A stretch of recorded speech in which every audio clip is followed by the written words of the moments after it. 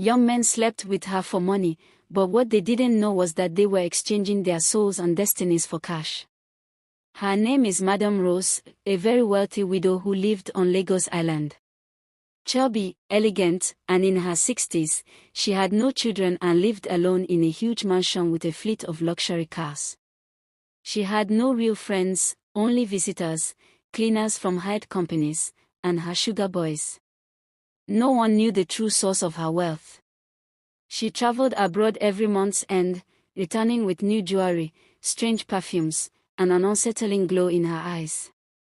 Some whispered she owned companies abroad, others claimed she had shops across Nigeria. But the oldest rumors were darker, that she belonged to a cult that fed on youth and blood. Madame Rose loved young men. Since her husband's death, she had never touched a man her age. She preferred boys under 30 and changed them like clothes. When she is done with them, she gave them huge sum of money and sent them away. But none of them prospered. Some ran mad. Others wasted away.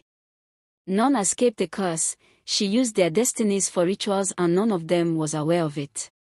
One humid night, as she drove home, she spotted a tattered boy standing by the roadside. Something about him made her slow down. She stepped out of the car. "Hello, how are you doing?" she asked with a kind smile. No reply. "I guess you're lost. Come with me, I'll give you food. It's too dangerous out here." He nodded silently and entered the car. At home, she led him to a guest room to freshen up. Later, she returned with food. The room was empty. The air was cold, unnaturally cold. A whisper called through the darkness, "You remember me?" She spun around. The boy stood at the doorway, dripping wet, his bare feet leaving muddy prints on the white marble.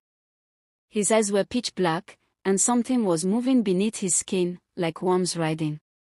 "You killed me here," he said, voice deep and echoing unnaturally. "For your wealth." Memories crashed into her mind, the ritual chamber beneath her house, the chanting, the knife in her hand, the boy's scream, the warm gush of blood on her fingers. She backed away, heart pounding. No, it's not possible." He stepped closer, each footstep echoing like thunder. The lights flickered, and the shadows on the walls began to twist into grotesque shapes, horns, claws, fanged mouths.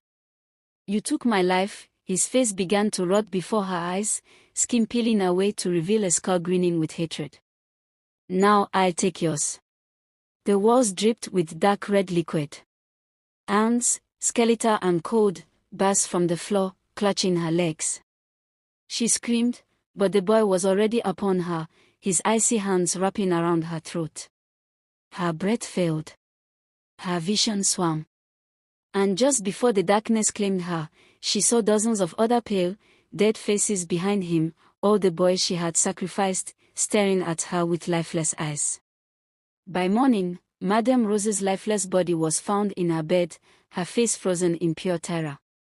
Small, wet footprints led from her room to the ritual chamber below, and stopped at the very spot where she had once killed him.